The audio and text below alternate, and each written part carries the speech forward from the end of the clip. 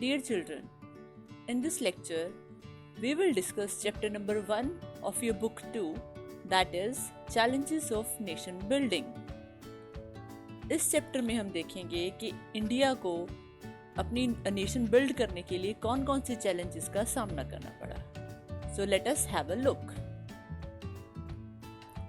We all know India got independent on 15th of August 1947. 14-15 की midnight को हमें जब आज़ादी मिली तो वो जो दिन था, वो जो समय था, बहुत ही महत्वपूर्ण है हमारी हिस्ट्री में, क्योंकि ये आज़ादी कोई आसानी से तो मिली नहीं. इसके पीछे 100-150 साल का संघर्ष जो है वो छुपा हुआ था. और जो इंडिया है वो इतनी बड़ी कंट्री थी, पॉपुलेशन इतनी ज़्यादा थी, तो अभी नए तरीके से हमें सरकार बनानी थी. सारी पॉपुलेशन को टेरिटोरियल वाइज या कस्टम वाइज डिवाइड भी करना था. So it was a very difficult task. So in this chapter हम ऐसे ही चैलेंजेस देखेंगे कि what were the main challenges which India faced at that time. Yes, when on the midnight of August 14, when we got independence, as we all know, Jawaharlal Nehru was our first Prime Minister. So he delivered a special speech named Tryst with Destiny. You note down this phrase, Tryst with Destiny, because कभी कभी एक माँ का question आ जाता है कि what is the speech called which was given by our first Prime Minister on the eve of independence. Then when we got independence, after that the first major thing was now to establish a democratic country.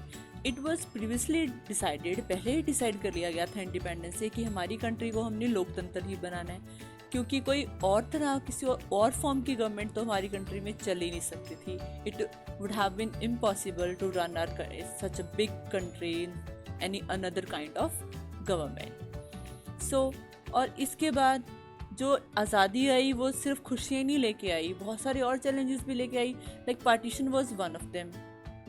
Partition हुई.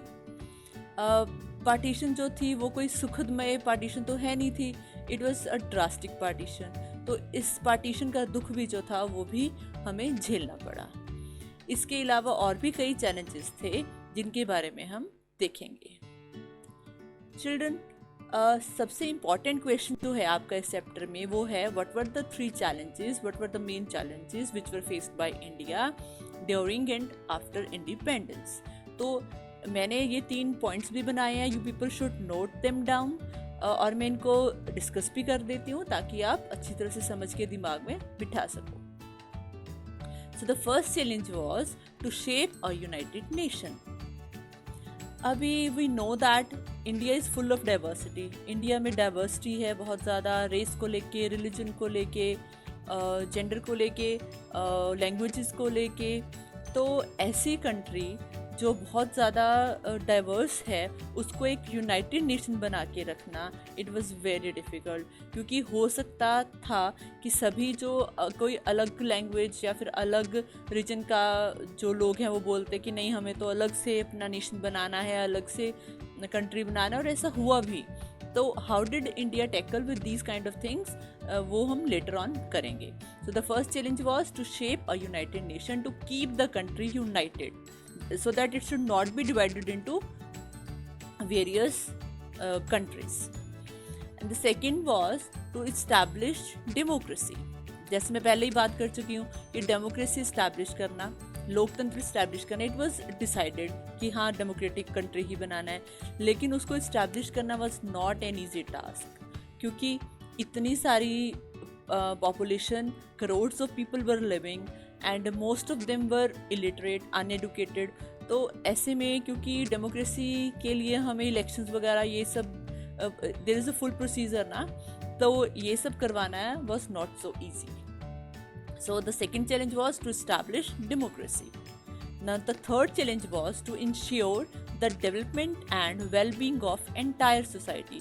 ऐसे बहुत सारे sections थे हमारी society में जो under privilege थे, जो जिनको ऑप्रेस्ड थे, जिनको दबाया कुचला जाया जा चुका था. लाइक जो एससीज थे, एसटीज थे, शेड्यूल कास्ट या फिर शेड्यूल ट्राइब्स थे, जिनके बारे में किसी ने नहीं सोचा। Those who were living below poverty line, क्योंकि इंडिपेंडेंस से पहले तो ब्रिटिश वर रूलिंग, तो उन्होंने तो अपना ही फ़ायदा देखना था। तो ऐसे पीपल जो बिल्कुल इग्नोर्ड रहे, जो बिल्कुल वीकर सेक्शन था, उनकी डेवलपमेंट इंश्योर करना भी it was very very very great challenge. So after that we will move on the next topic, that was partition. अभी पार्टीशन हुई सेम जब भी हमारी कंट्री ये डिसाइड किया गया कि India is now independent country, तभी साथ ही के साथ पार्टीशन की भी बात होने लगी, क्योंकि इंडिपेंडेंस से पहले ही जो था ये पार्टीशन का जो बीज था ये बो चुके थे जो मतलबी लीडर्स थे, और उनमें अंग्रेज़ों ने भी जैसे मुस्लिम्स का साथ दिया ऐसे। तो ये two nation theory was given by Muslim League. Muslim League was Muslim party जिसने एक थ्योरी दी, टू नेशन थ्योरी। ये थ्योरी ये कहती थी कि there should India comprises of two kind of people, Hindus and Muslims. So there should be two different countries, one for Hindus and one for Muslims. That is India for Hindus and Pakistan for Muslims. As you can see in the map here, the map is given कि जो आपको ये green colour का area दिख रहा है ना, yes, this one, and एक दूसरी साइड पे देखिएगा east and west Pakistan. This was west and that is east, जो आजकल बांग्लादेश है, लेकिन पहले ये क्या था, इंडिया का ही पार्ट था।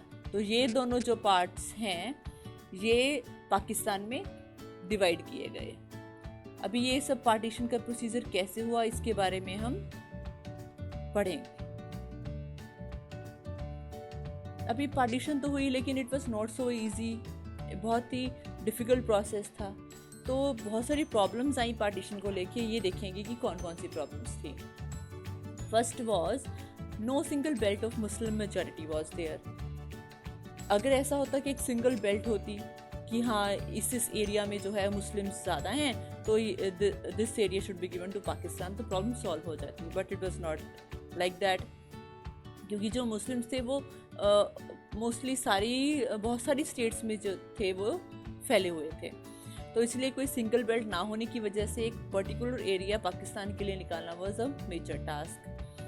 Then there were two areas of concentration, east and west. जैसे मैंने आपको पहले उसमें दिखाया, मैप में दिखाया, मैं एक बार दोबारा बता देती हूँ। ये जो ग्रीन वाले आपको एरियाज दिख रहे हैं ना, ये दोनों जो थे पाकिस्तान को हमने दे दिए थे, ठीक है। तो ये जो दोनों एरियाज थे ये गए पाकिस्तान को, क्योंकि इन दोनों में ही सबसे ज़्यादा जो थी मुस्लिम पॉपुलेशन थी।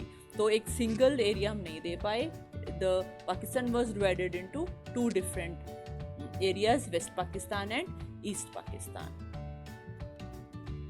Next was not all areas of Muslim majority were ready to merge in Pakistan. सारे के सारे जो मुस्लिम मेजॉरिटी एरियाज थे वो पाकिस्तान में जाने के लिए तैयार नहीं थे। कुछ नेशनलिस्ट भी थे जो कहते थे कि हमें पाकिस्तान नहीं जाना, we want to reside in India only. And the next problem was Punjab and Bengal were Muslim majority provinces. ये मुस्लिम मेजॉरिटी प्रोविंसेस थी तो इनको पाकिस्तान को देना पड़ना था, लेकिन इसमें ऐसे कुछ लोग भी थे जो नॉन मुस्लिम्स थे और काफ़ी ज़्यादा नंबर में थे, तो उनका हम क्या करते, ये भी प्रॉब्लम बहुत बड़ी थी। तो इसलिए क्या किया गया, इनको बाइफरकेट कर दिया गया। बाइफरकेट मीन्स एक कुछ एरिया पंजाब का पाकिस्तान में चला गया और कुछ किधर चला गया, इंडिया में रह गया। लाइकवाइज बंगाल कुछ एरिया इंडिया में और कुछ एरिया पाकिस्तान को दे दिया।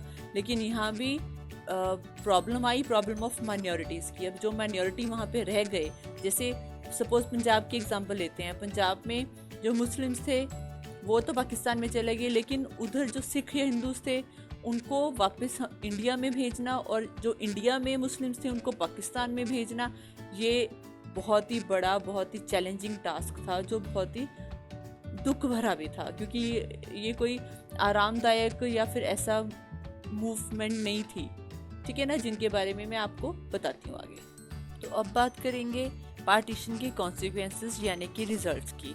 अब क्योंकि ये पार्टीशन थी बिल्कुल अनप्लान्ड थी, तो ये ट्रेजिक होनी तो पॉसिबल ही था, बहुत पॉसिबिलिटी थी कि ये ट्रेजिक ही रहेगी। ऐसा ही हुआ। There were lots of killings and loots on both sides. जो पाकिस्तान से जो लोग थे जो यहाँ ट्रांसफ़र किए जा रहे थे, मोस्टली हिंदूज एंड जो सिख्स थे, और इधर से मुस्लिम्स पाकिस्तान में भेजे जा रहे थे, उनको रास्ते में लूट लिया जाता था, मार दिया जाता था, ये समझ के क्योंकि ये हमारी कम्युनिटी के नहीं है तो ये हमारे एनिमीज़ हैं। और ट्रेन्स चलाती थी गवर्नमेंट लाइक वंस और ट्वाइस अ डे, लेकिन ट्रेन की कैपेसिटी जो है वो तो उतनी होएगी ना जितनी है, लेकिन लोग थे लैक्स। तो जो यंग पीपल थे वो तो आ जाते थे भागा दौड़ी करके ट्रेन्स में, लेकिन जो वुमेन थी या ओल्ड पीपल थे या फिर चिल्ड्रन थे वो थे पीछे ही रह जाते थे, वो उनसे ट्रेन पकड़नी थोड़ी मुश्किल हुई होती थी। तो इस वजह से सभी लोग जो थे ट्रेन पे नहीं आ पाते थे। तो कुछ लोग उन्होंने पैदल चलना स्टार्ट कर दिया, तो रास्ते में उन पे अटैक कर दिए जाते थे। लाहौर, अमृतसर, कोलकाता जैसे जो सिटीज़ थे ये तो कम्युनल जोन्स में डिवाइड हो गए थे। दैट मीन्स के पूरी गली जो थी वो एक कम्युनिटी ने घेर ली थी। अगर कोई दूसरी कम्युनिटी का उधर एंटर करने की कोशिश भी करता था तो उस पर तो टूट पड़ते थे, उसको मार देते थे। अब बहुत सारे इस पे ऐसी ये जो किलिंग्स वगैरह हुई हैं इन पे बहुत सारी बुक्स लिखी गई हैं, नॉवेल्स लिखे गए हैं, इवन की मूवीज़ भी बनी है। आई एम श्योर कि आपने कुछ ना कुछ तो ऐसी मूवी या फिर ऐसा कुछ ज़रूर देखा ही होएगा। तो जो माइनॉरिटीज़ थी they were forced to fled their homes, कि अपना घर छोड़ के दूसरी जगह जाओ। जब वो दूसरी जगह पहुंच जाते थे, दूसरी अपनी कंट्री में पहुंच जाते थे, तो they had to took shelter in refugee camps. Government ने रिफ्यूजी कैंप्स लगाए होते थे क्योंकि उनका कोई अपना घर या कुछ नहीं होता था, तो उनको शेल्टर लेना पड़ता था रिफ्यूजी कैंप्स में। जब वुमेन थी they were एब्डक्टेड and raped. Women क्योंकि उनको थोड़ा वीकर सेक्शन माना जाता है तो ईजिली उनको मार दिया जाता था या फिर रेप कर दिया जाता था। और इवन के जो फैमिली मेम्बर्स, खुद फैमिली मेम्बर्स होते थे, वो अपना फैमिली ऑनर प्रिजर्व करने के लिए अपनी औरतों को, अपनी बहनों को या डॉटर्स को खुद ही, वाइफ्स को खुद ही मार देते थे ताकि हमारी फैमिली का ऑनर जो है वो बचा रहे। So there was very drastic kind of situation. और इसके अलावा फाइनेंशियली भी जो था, सारे एसेट्स जो थे, टेबल्स, चेयर्स, कॉप्स या कुछ भी जो भी एसेट्स थे वो सब डिवाइड हुए between India and Pakistan. So the whole process was very painful. तो जिसको सहना इंडिया के लिए और उसकी पॉपुलेशन के लिए आसान नहीं था। तो बेटा इस लेक्चर में हम इतना ही करेंगे। इस चैप्टर का रहता जो सेक्शन है that we will discuss in the next lecture. Thank you for watching. Do like and subscribe this channel.